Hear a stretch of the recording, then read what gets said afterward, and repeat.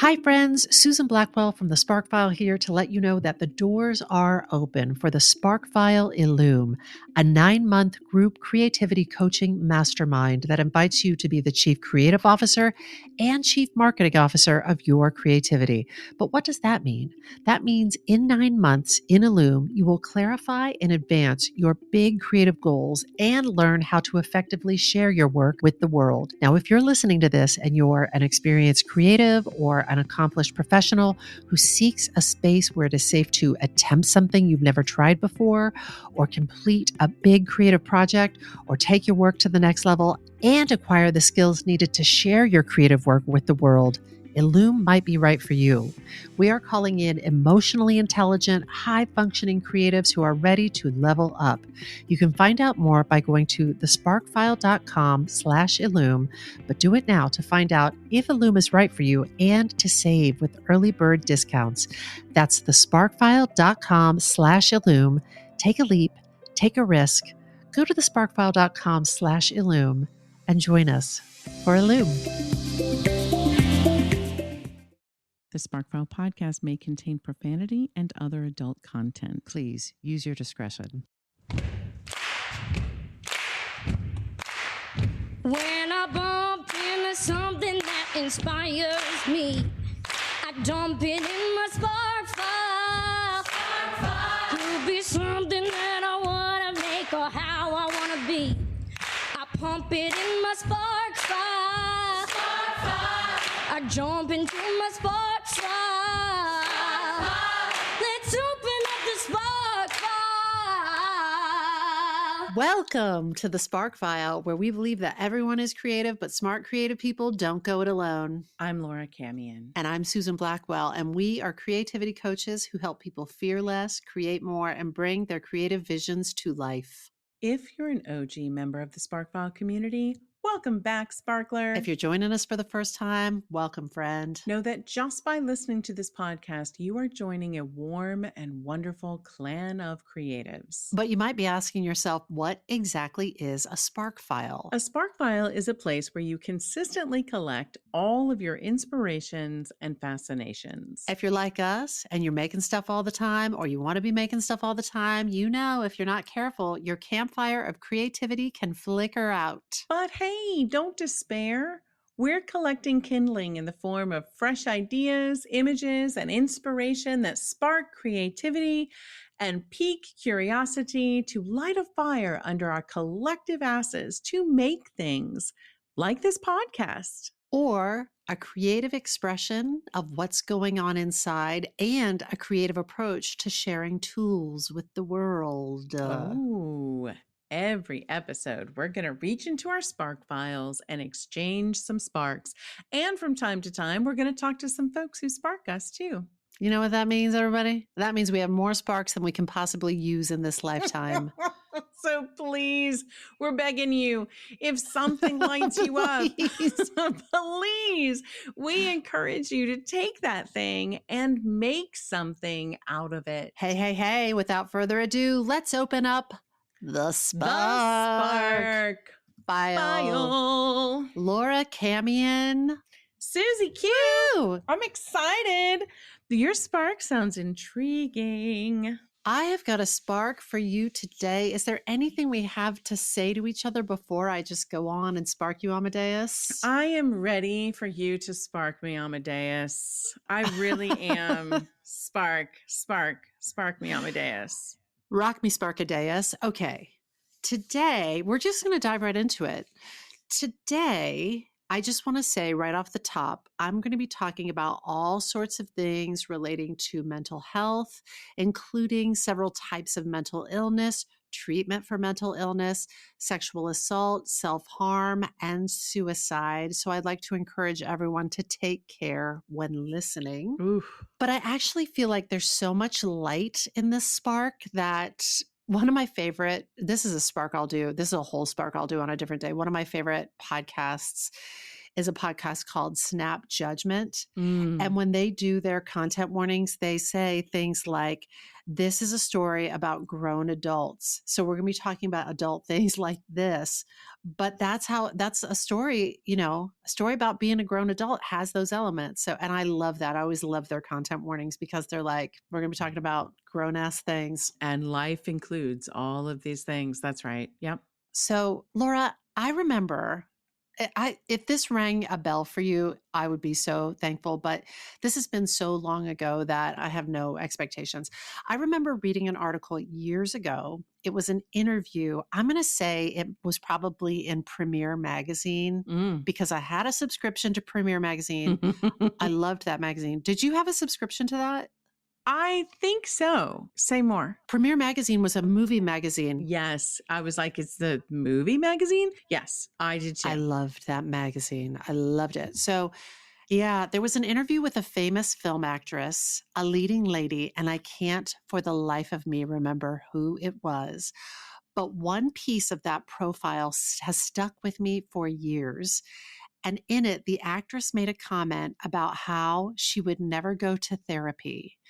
Her thinking was that all that unprocessed stuff within her was what she drew from to pour into her acting. And if she went to therapy and brought that stuff up and consciously processed it, she would be robbed of source material that was key to her acting. Suze, this was a common idea at a certain time even in colleges and acting schools. Yes. Yes. Yes. The fear of like, if I get my quote unquote, get my shit together, if I get healthy, I'll be boring and I won't have any ability to be a creative. If I go to the well, there'll be nothing there for me to draw upon. And what if I have to cry in a scene? What will I? Oh. Yes. So, but I remember even 20 plus years ago thinking when I read that, oh no, sweet person. It just seems so ill-advised and misguided to me. And I'm going to jump my own spark here and say, I believe that an artist can be brilliant and seek mental health. And I also believe that an examined life can contribute greatly to not only one's enjoyment of life, but to one's creative work. Amen. And I guess the rest of the spark is just proving that thesis. But there is this very old trope about that brilliant, mad artist, and that to be truly brilliant, yes, you also have to suffer some type of mental illness. Suze, I have in my mind a very clear picture of a few college friends near and dear to me who shall remain nameless, but if they are listening, they know it is them. You know who you are. That believed like, I will cling to this addiction, to this dark side, to the exploration of these things that bring me pain, because that suffering is what makes me creative. Yeah. It's an old idea. I think there's a lot of evidence to support it. And I'm going to share some of it with you now. So there's a website called 1000museums.com, and they confirm that by far the most famous example of an artist, like a fine artist with mental illness, is the Dutch post-impressionist painter Vincent van Gogh, or Vincent van Gogh. So Van Gogh suffered from anxiety and depression throughout his short life, and he once wrote the saddest words ever written: "I put my heart and my soul into my work and lost my mind in the process." So we all know the story. In the fall of 1888, right before Christmas, Van Gogh was painting and working alongside Paul Gauguin in the famous Yellow House at Arles when, during a fight that they were having, Vincent cut off his own entire left ear with a knife, wrapped the ear in paper, and then presented it to an employee of a nearby brothel. Laura, it looks pained. I apologize. I know I'm fine. It's, you know how I am. Descriptions of things like that. They bring me physical pain. But yes, I'm with you. Tracking. Yeah. So they describe it on the website for the Van Gogh Museum. They describe it as one of his spells. Clearly he was having one of his spells. of intense mental illness. So Wow. he voluntarily entered an asylum in 1889. The Starry Night, one of his most famous artworks, was inspired by a landscape situated near the asylum. But on a video on the Van Gogh Museum's website, they said, many people later came to view Vincent's mental illness as the true source of his creativity. However, the only time he actually painted while suffering one of his attacks was a period in the early spring of 1890. His artistic achievement was certainly not a side effect of his illness. It was rooted in the skills of his craft, which he worked hard to develop. Wow. I was watching that video and I was like, somebody put a lot of thought into Yes. sort of debunking this myth. Yes. And de-glamorizing. And Yeah, yes. it's a recurring theme. When I was researching the Spark, it was this recurring theme where when people are really in the grips of mental illness, it's not productive. There are times when people are in mania, when there can be like these sort of, and you can just picture a composer and composing paper flying off the piano as they, fill the page with notes. There's that sort of a thing. Yeah. Or a writer at a typewriter and pages are flying. But most of the time, the story that I kept hearing over and over again is when one is in the grips of mental illness, a lot of that artistic and creative self-expression ceases during that time. So I really appreciated that on their website. Well done. Well done, Van Gogh Museum. Just sidebar. Have you ever been to that? Have you gone to Amsterdam before? I've been to Amsterdam, yeah, but I did not make it to that museum. Oh, yeah. I got to live there for like 3 weeks. It's incredible. Yeah, we opened a show there. God, Laura, your life. You said when you're like, and then I was living in Japan. Your life is beautiful. Thank you. I love you. That Van Gogh Museum is gorgeous, and you can get at the time when I went, you can get very close to the paintings, and it is amazing to be able to see the brush strokes and know that the brush that was connected to the hand, that was connected to the man. Oh, wow. It was so beautiful. It was, I really love that museum. Which is saying a lot because sometimes museums can make me feel very tired, but that one was very energizing. But Van Gogh is not alone. There have been so many creatives working across various disciplines and in various areas who have rumbled with mental illness. On the website Breaking the Stigma 2, they listed a few. Georgia O'Keeffe. In 1932, after falling far behind on a Radio City Music Hall mural, O'Keeffe suffered an intense nervous breakdown. Really? And it was only after a period of hospitalization and not painting for 2 years that she was able to rekindle her life's love of creating art. Wow. Yeah, very famously, she was commissioned to do this mural at Radio City Music Hall, and the plaster wasn't drying fast enough for her to be able to apply the paint, and she fell far behind, and she had other extenuating circumstances happening in her personal life, and she broke down. And as a result, as I just said, the painting ceased. Paul Gauguin, who was present when Vincent van Gogh harmed himself. Oh, boy. Paul Gauguin, the French artist who at one point attempted suicide, also suffered from severe bouts of debilitating depression. Mark Rothko suffered long periods of depression earlier in life and amid ailing health, eventually took his own life. Edvard Munch, creator of the painting The Scream, is another famous artist who was plagued with mental illness, including anxiety and hallucination. And if you want to know what it feels like to be anxious and depressed, take a look at some of Edvard Munch's paintings. There's a painting that he did titled Self-Portrait in Hell. Oh, God. And I was like, he really captures, I'll just speak for myself, having, been anxious and pretty depressed in my life. I was like, he really captures something with those paintings and what it feels like on the inside. I think that's an amazing thing to be able to put into image what something feels like. Yes, agreed. That's a real real skill. Yeah. Michelangelo produced a huge volume of meticulous, detailed work, leading some art historians to speculate that he had obsessive compulsive disorder. He also suffered from depression and anxiety, shutting himself away from the world for days at a time to work, forgetting to eat or change his clothes. The earliest biography of Michelangelo by Paolo Giovio, this was written in 1527, described Michelangelo's domestic habits as incredibly squalid. Wow. And in one of his letters to his father, Michelangelo wrote, "I lead a miserable existence. I live wearied by stupendous labors and beset by 1,000 anxieties. And thus I have lived for some 15 years now, and never an hour's happiness have I had." Oh, I mean, those are just a few of the painters.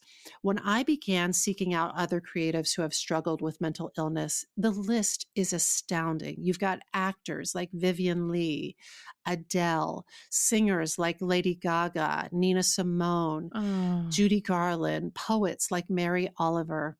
As conversations around mental health are destigmatized, we are seeing so many more artists step forward to discuss their mental health challenges. And there has been a recent spate of creativity where artists are directly centering their mental health in their work. Before I launch into this, I just want to stress, I'm not a therapist. Unless something's happened recently and surprised me. Laura Camion is not a therapist. I have been busy. Would you amazing if you just held up a diploma? It's like, what? I forgot to tell you. I got my MSW from Columbia. Congratulations. You and Bobby Staggart. So the conversation we're having on this podcast it should not be taken as therapeutic or medical advice. Yeah. We're just two opinionated ladies talking about creativity. Yeah? Yeah. Okay. So there are 3 pieces, Laura, that have come out recently that center mental health. And the first that I want to talk about is Selena Gomez, Me and My Mind. Yeah, baby. Yeah. Directed by Alec Kashishian. Yep. You may know that name because Alec directed Madonna's Truth or Dare back in the day. Oh, are you serious? Remember that film? Wow. Yeah. So this film, Selena Gomez, Me and My Mind, spans 6 years of Selena Gomez's life. 6 years. That's a big project. That's a big project. That's incredible. That shows like real commitment to wanting to share the real stuff. She's not messing around, and I think this is going to be her life's work. Oh, I love it. This mental health and philanthropy. God bless her. Yeah. Some around mental health, some around education, and some around mental health education. Yeah. I think this is going to be her legacy. That's thrilling because she has the ability. She got the platform. Way. That's right. Yeah. So I'm going to be honest with you. I didn't know a lot about Selena Gomez, but apparently she's a global star. Did you know that or you didn't know that? I don't think I knew the scale of it, okay, if I'm honest. I feel like that she hit, well, first of all, she was 7 years old when she got her first job on Barney.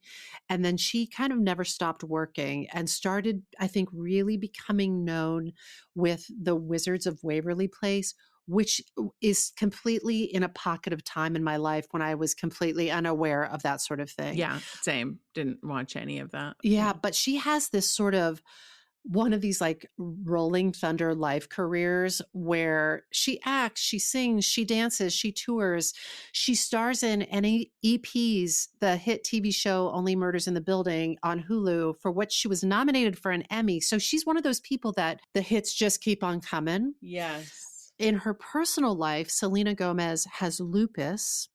She has had kidney transplants due to lupus, just to depict how severe this has been for her. And she ended up in a psychiatric hospital in a psychotic state at one point. So that's to say how severe the mental illness piece has been. And that was after the kidney transplant? I'm going to say, I'm doing this from a little bit of memory, but I think so. Yeah. Okay. But this is what her life is like. Her mom found out about her breakdown via TMZ. Oh, Think about that. what? That is tough. That those Whoa. paparazzi had a beat on where she was That's before right. her mom did. And what was going on with her? Yeah. And when she was in the psychiatric hospital, that's how Selena Gomez found out that she had bipolar disorder, which helped her to understand why she had felt so depressed and so anxious for so long. And she tells the story in the documentary about when she was little, she was really scared of lightning and thunder. So her mom got her books all about lightning and thunder with the idea that the more she understood what lightning and thunder were and how they occurred, that it would address some of the fear. Mm-hmm. And I thought that was a great metaphor that she presented for something as stormy and seemingly mysterious as mental illness. And she says more than once in the documentary that when she understands something, it's easier for her to deal with. It's so true. Isn't there a book called The Fear of Flying or something like that? And it is essentially it explains exactly like all those sounds you hear, what's happening, how this plane flies, and it is an attempt to help people like understand and therefore not make up stories in their head in regard to what's happening in the plane just because they don't understand what it is. It is. I love that. It's exactly what she's talking about. And you see it happen to her palpably when she starts during the course of the documentary, she starts to experience like wake up in physical pain. And you hear her in conversation with her doctor saying, I can't pronounce it, but it's like a rheumatoid medical term. And the minute she has a clear diagnosis and therefore they can start talking about like what a treatment might be, just the palpable relief. Wow. Yeah. Which makes sense to me. That also, when you know what you're dealing with. Knowledge is power. Knowledge is power. Yes. Yeah. There's a moment in the documentary where Selena Gomez gives a speech at the McLean Psychiatric Hospital annual dinner in Boston. And she essentially gives this keynote address in front of this ballroom full of people where she comes clean about her mental health. And she says that being honest that night helped. And in the next beat in the film, she reaches out to this songwriting team and says, I think I'm ready to just say that I'm sad. And then they write a song in like 15 minutes. She says it's the fastest song she's ever written. And she continues to collaborate on writing songs using her feelings and her journal entries and her voice and her platform to let people know what's happening inside her. And I thought that was so interesting. Like the moment when it was like, I'm ready to be honest with people. I'm ready to give this speech. I'm ready to come clean about this, that then the creativity flows. Yes. I thought that was beautiful. Oh, yeah. That's a great observation. It was my perception watching the film that that is a real driver for her, as it is for so many of us, to order one's thoughts and feelings and then share it out in the hopes that people will understand what is going on inside.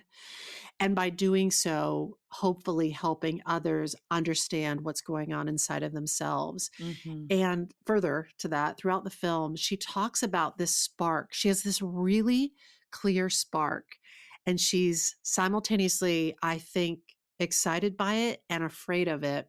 But it's this spark to create and implement mental health curriculum for US school kids. Wow. That her position is sort of like, we learn about a little bit in kindergarten, like happy, sad, angry. Like we learn a little bit about the foundational building blocks of emotions. And then that's it. And her feeling is sort of like, if there could be regular curriculum in the US schools about mental health. Oh my God. That's her jam. And I think it's a great spark. That is life-changing for individual kids. That is world-changing, like for our country. The difference I think that could make for the entire culture, that's huge. Oh, good for her. Yeah. You see her express in the film how scared she is of it and how she feels like she doesn't have what it would take to accomplish that. But spoiler alert, the last cards in the film say in 2020, Selena created the Rare Impact Fund to raise $100 million to provide free mental health resources for young people. In May of 2022, Selena and the Rare Impact Fund hosted the first ever Youth Action Forum on mental health in coordination with the White House. Wow. Selena met with the president and discussed the creation of a mental health curriculum for the nation's schools. Wow. And I was like, you better get it, Selena Gomez. Wow. She's impressive. Yeah. How impressive. Yeah, it's really something. And I felt deeply for her in that. I'm going rogue here for a moment, just sort of going off Spark to say, I had a lot of empathy towards her in this film because she has been working since she was 7 and sort of seemingly nonstop. And just grinding really, really hard. And it's because she says so, you can tell how fatiguing it is. And, you know, when you're in a position like that, you're surrounded by people whose livelihood is all invested in you continuing to like stay. And I just hope that she continues to take good care of herself and to prioritize rest is the thing that I kept thinking. And then I thought of us and I was like, take your own medicine, Susan. So rest. Yes. Another piece that touches on someone's mental health is a new Netflix stand-up special that I loved called Blocks by Neal Brennan. I think that I have talked about Neal Brennan on this podcast before. He did a great Netflix comedy special called 3 Mics. Yes. That I wish that I had thought of. Neal Brennan was Dave Chappelle's writing partner on Chappelle's Show. And the title Blocks refers to several things, including the colorful blocks that are on the wall of the set behind him. It's one of the most inventive stand-up sets I've ever seen. And it was designed by Broadway designer Anna Luizas. You know and love her work from In the Heights and Avenue Q. And I was so proud of Anna. No claim to Anna, but so proud of Anna. The set was so inventive and unlike anything I have ever seen before. And I was just, when her name came up at the end, designed by Anna Luizas, I screamed. I was so excited for her. That's thrilling. It's really a triumph. It's really beautiful. Yeah, you've never seen anything like it in a stand-up special. It was really, really unique. In his work, Neal pulls off what I perceive as a comic feat. He is wildly funny and he pulls no punches about the pain that he's in. Talk about writing like your parents are dead. He talks about it like in both the specials that I just named, he gets into it. He also explicitly documents his treatment to address his mental illness. And did I mention he's wildly funny? Like, it is just... That's balancing a lot. Yeah, it's amazing. Holy crap. So Blocks was directed for the stage by the magician Derek Delgadio, who you might know his name because Derek Delgadio created In and of Itself. Yep. In and of Itself played off-Broadway, and you can also watch that on Hulu. And no spoilers, but I was super excited to see a little sprinkling of magic in Neal Brennan's special Blocks. Neal Brennan and Derek Delgadio were clearly sparked by something that we talked about on the Chiaroscuro episode of this podcast. I don't want to say more than is necessary, no spoilers, but they were clearly inspired by the art of Kumi Yamashita. And I encourage you to watch that Netflix special Blocks and enjoy that. A teaser, a cliffhanger. Yeah. I'll watch Blocks. Yeah. So Blocks, Neal Brennan, Netflix. And our third artist centering mental health is Jonah Hill. Oh. And Stutz. Stutz is a new documentary that Jonah Hill directed. It is a Very interesting film. I've never seen anything quite like it. Laura Camion, have you watched Stutz? I've watched some of the trailers, and then I knew that you were claiming it as a spark. That's how it works around here. We call dibs. I claim that we call spark. dibs. Dibs on and that. so you call dibs on it. So I was like, I'm going to wait. So I would be fresh for your spark. Well, I appreciate it, but I'm excited for you also to dig into this. I first heard about this film back in August of 2022 when Jonah Hill released an open letter on deadline.com that read, and I'm going to read the whole thing. So just sit down, give it to us. Get yourself a cool, refreshing drink. Here we go. I have finished directing my second film, a documentary about me and my therapist, which explores mental health in general, called Stutz. The whole purpose of making this film is to give therapy and the tools I've learned in therapy to a wide audience for private use through an entertaining film. Side spark. When I read that, I was like, this is going to be interesting. And I tucked it into my Spark file. Yeah. Because I was like, you did what, Jonah Hill? So Jonah Hill goes on. Through this journey of self-discovery within the film, I have come to the understanding that I have spent nearly 20 years experiencing anxiety attacks, which are exacerbated by media appearances and public-facing events. I am so grateful that the film will make its world premiere at a prestigious film festival this fall, and I can't wait to share it with the audiences around the world in the hope that it will help those struggling. However, you won't see me out there promoting this film or any of my upcoming films while I take this important step to protect myself. If I made myself sicker by going out there and promoting it, I wouldn't be acting true to myself or to the film. I usually cringe at letters or statements like this, but I understand that I am of the privileged few who can afford to take time off. I won't lose my job while working on my anxiety. With this letter and with Stutz, I'm hoping to make it more normal for people to talk and act on this stuff so they can take steps towards feeling better and so that the people in their lives might understand their issues more clearly. I hope the work will speak for itself, and I'm grateful to my collaborators, my business partners, and to all reading this for your understanding and support. Jonah Hill.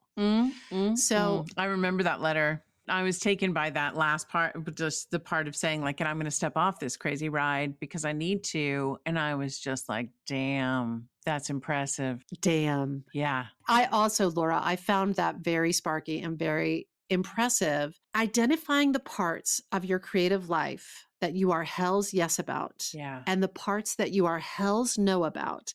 And seeing if it might actually be possible to separate that out. You see Selena Gomez rumbling with that too. In her film, clearly promotion work is not a source of life force for her. It drains her of life. And she even says at one point, I'm not doing this anymore. I mean, that is the thing. It's actually truly magical when we will like be working with someone and talk through those hells yes and those question marks and bless and release. Yeah. And when you come to realize you may have more power than you think in blessing and releasing certain aspects of things that you just, aren't healthy for you. Yeah. And would be better if you did not do them anymore.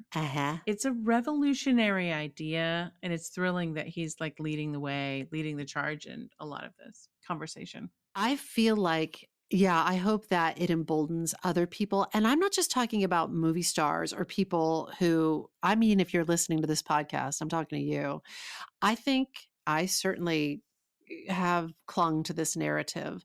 Sometimes we think it's not possible to separate some of these distinctions apart because it's quotey quotes just the way things are done. But I think sometimes if you're creative, you can segment out what parts of sharing your work are enlivening to you and what parts are killing you softly, and then use those distinctions to make choices that work for you. You know what, Laura, you have talked about this in terms of marketing that really speaks to your values, but I think I am sparked to share more curriculum on this because it is such a pain point for people creating at all different levels. And I think it's worth exploring more. I was just reading, and I apologize to the person who posted this because I did not know this person and I don't remember their name.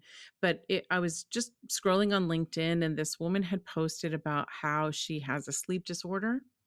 And in her previous job, she had been told repeatedly that she was unstable and unreliable, and this was really, they had zero compassion for, what she was dealing with in her life. And she made some choices, made some changes, and now works for a client who understands, like, they won't see her in the mornings. She will work from, midday Yeah. into the evenings, and it's not like she's not working. But suddenly she's like, I'm among people who appreciate the value that I bring to the table, my skills and talents, and it does not matter what time of day. They have compassion for what I need to work around in my life because of something I'm dealing with. And it's remarkable that she felt empowered to make that change. And as we're saying, like, so many of us could. It might not feel like we can, but we can.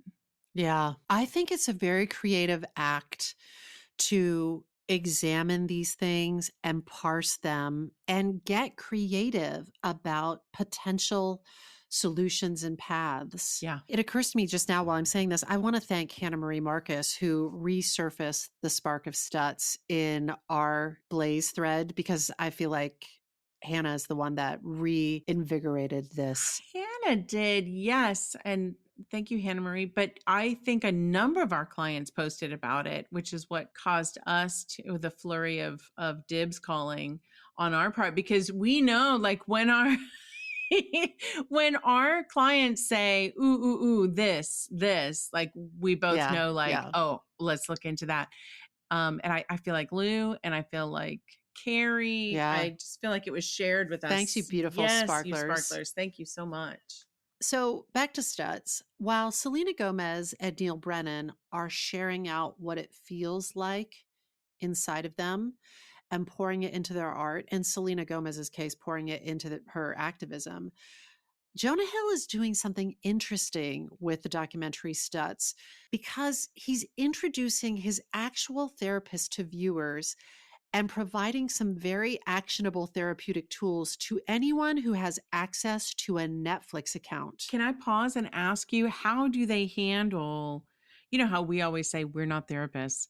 And that is because we wouldn't want someone to take anything we say as any kind of clinical advice or medical advice. Yeah. How do they handle that in the film, where it's like, this, what I'm saying to Jonah Hill may or may not relate to you, viewer, because I have not diagnosed you? I don't remember any sort of disclaimers. They could be there, and maybe I looked down. I'm not sure.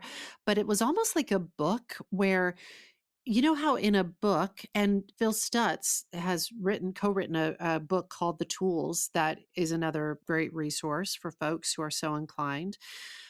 But it's sort of like, here is a set of tools. If you care to engage in them, you can. Mm-hmm. I have, in preparing for this, listened to extensive interviews with Phil Stutz, who is centered in this documentary. And he makes it very clear that ideally you could work on this with a therapist. Mm-hmm. But for people who would not have access to this otherwise, got it. Yeah. I think it was a way for Jonah Hill to say, I am a movie star who has a big budget for mental health care. Yeah. And for people who don't, for people who are suffering, I just want to get these therapeutic tools out to folks. Let me give this to you. And it sounds like those tools are no harm done. Like, no matter what the diagnosis, if you feel like this tool might be good for you and you implement it, it's safe. It's essentially safe. Yeah. I think so. I mean, they're so, it's all about, like, visualizations and picturing a loving connection with another being. So they feel sort of safe. I don't think anything is a panacea. And for someone who is really struggling with debilitating mental illness in various forms, obviously a Netflix special isn't going to be enough. But I can imagine watching it, I was like, oh, if you simply decided to be like, okay, I'm on my couch, I'm going to shut my eyes, I'm going to follow along with Jonah Hill and Phil Stutz, or you return to it when you needed it. Or it could open some doors for you. Like you said, giving you a little bit of access to something can demystify it. It can let you know if like, oh, this feels good. This might be something I want to prioritize above something else that I do. Yeah. Also, fun fact, they use Errol Morris's Interatron, which I talked about on the full Senpaku Spark. Amazing. On this very podcast, there's a lot of, it looks like you're sitting across the way it's filmed. It looks like you're sitting directly across, looking into the eyes of Phil Stutz or Jonah Hill. Wow. Nathan and I were watching it, and I was like, that's an Interatron. And at the end, they were like, Interatron operators in the credits. And I was like, woo woo, Sparkfile forever. How many Interatrons, like, do you think they're hard to come by, Interatrons? I don't. I feel like to rent a real Interatron with an operator, I remember when I did that Spark, it was something like, was it $2,000 a day or something like that? Oh, okay. Yeah. But also on that, if I'm remembering correctly, on that episode, I found how you can make your own Interatron with iPads and video cameras. Wow. You know, I watched all of these things that I just talked about, and I thought, what a different time we live in. What if people like Nina Simone and Judy Garland had access to the information and therapeutic support that they needed? Mm-hmm. What if they could have consciously put their mental health into their work, and not only that, received informed support? What if? Well, I can hear, some people would say, oh, then they probably wouldn't have had the careers. They probably would have gotten healthy and stepped away. Like, I disagree. I do too. I'm just saying, back to your original idea, is like there are those people that would say that, but yeah, that trope. We disagree. So what do we make of it? If you're anything like these three creatives, you are collaborating with people to share your experience with mental health and potential solutions with the world.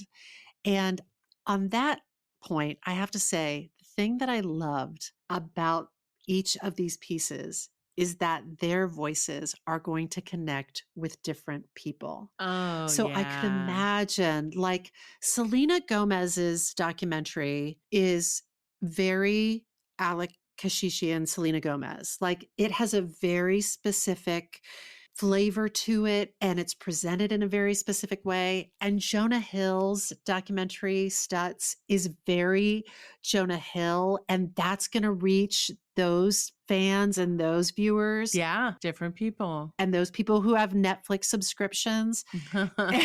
and Neal Brennan's is going to reach other folks. Neal Brennan's, did I mention how honest his is? By the end of that, I was like, oh my gosh, it's so honest. And I just love that between just those three, and they're not the only artists doing this work, but they're the ones I'm featuring in this Spark, the nets that they are casting are reaching people. And I thought that was really, really exciting. Yeah. What else do we make of it? We often say, if you have to live through something, you might as well make something out of it. If you have to live through something, you get to choose. You might want to make something out of it.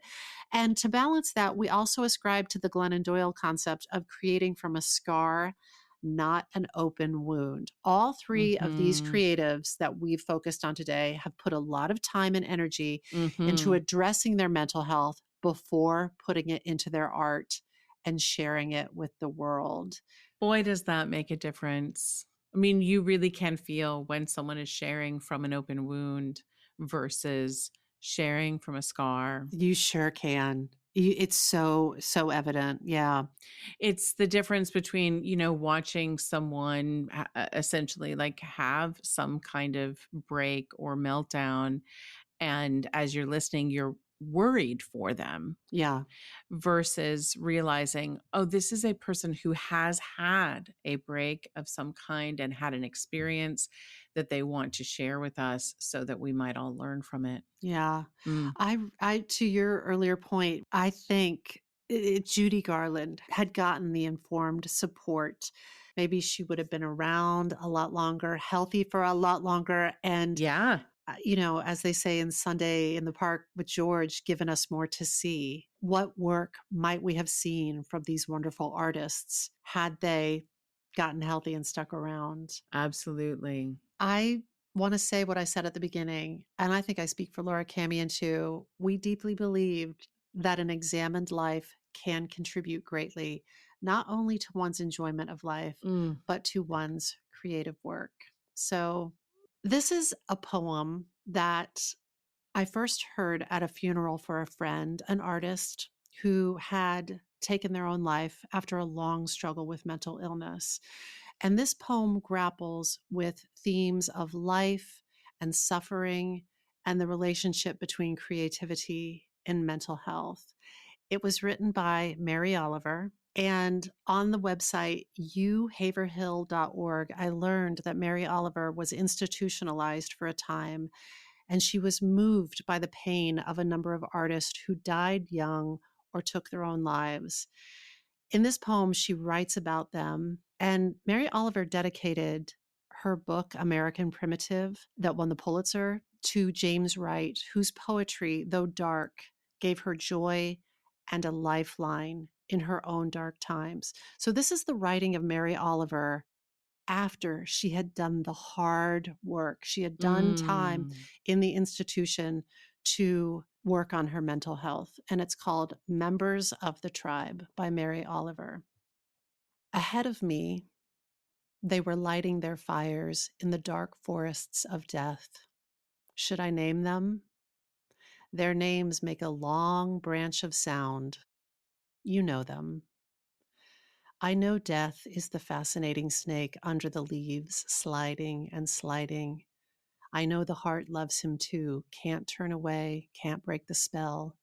Everything wants to enter the slow thickness, aches to be peaceful finally and at any cost, wants to be stone. That time I wanted to die, somebody was playing piano in the room with me. It was Mozart. It was Beethoven. It was Bruckner. In the kitchen, a man with one ear was painting a flower. Later in the asylum, I began to pick through the red rivers of confusion. I began to take apart the deep stitches of nightmares. That was good human work.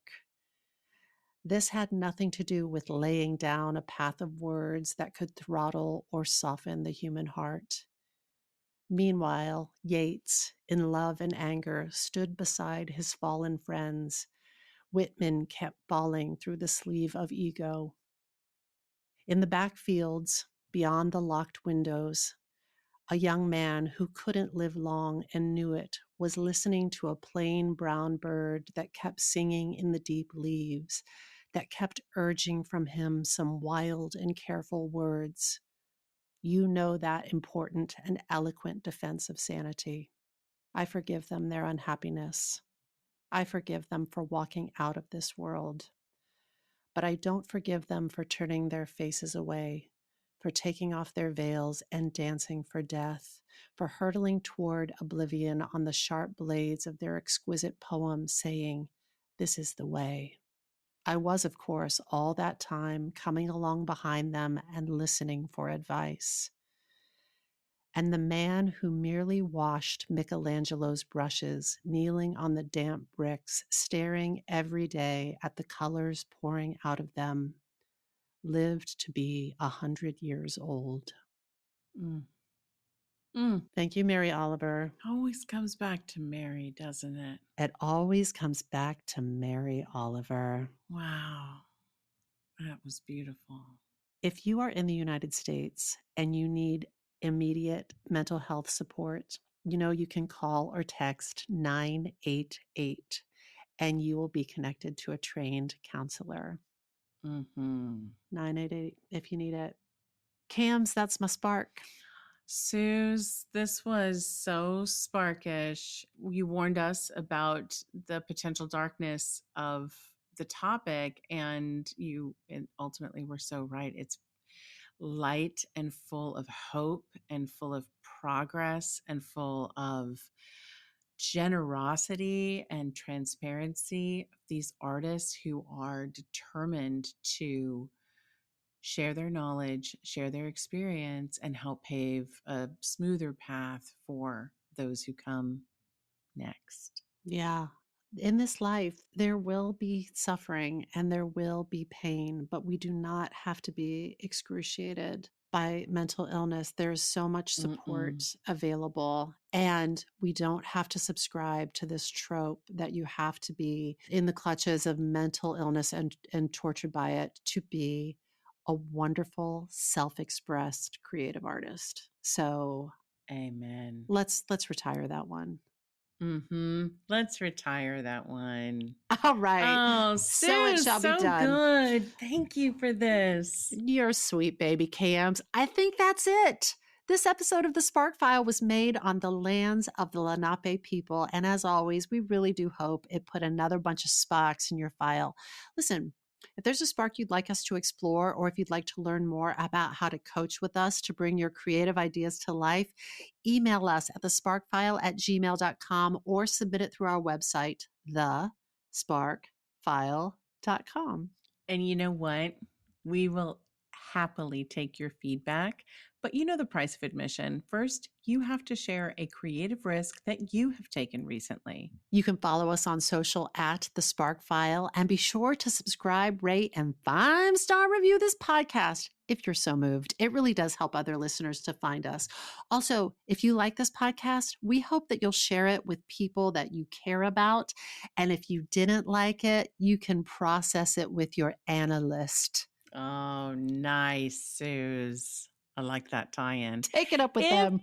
If something lights you up and gets your creative sparks flying, you know that we are writing you a forever permission slip to make that thing that's been knocking at your door. It's your turn to take that spark and fan it into a flame. You know, you got to take it and make it, make y'all. it. Make it. Bye. Bye. When I bump into something that inspires me, I dump it in my spark file. Could be something that I wanna make or how I wanna be. I pump it in my spark file. I jump into my spark file. Let's open up the spark file. Hi, friends. Susan Blackwell from the Spark File here to let you know that the doors are open for the Spark File Illume, a 9-month group creativity coaching mastermind that invites you to be the chief creative officer and chief marketing officer of your creativity. But what does that mean? That means in 9 months in Illume, you will clarify and advance your big creative goals and learn how to effectively share your work with the world. Now, if you're listening to this and you're an experienced creative or an accomplished professional who seeks a space where it is safe to attempt something you've never tried before, or complete a big creative project, or take your work to the next level and acquire the skills needed to share your creative work with the world, Illume might be right for you. We are calling in emotionally intelligent, high-functioning creatives who are ready to level up. You can find out more by going to thesparkfile.com/Illume, but do it now to find out if Illume is right for you and to save with early bird discounts. That's thesparkfile.com/Illume. Take a leap, take a risk. Go to thesparkfile.com/Illume and join us for Illume.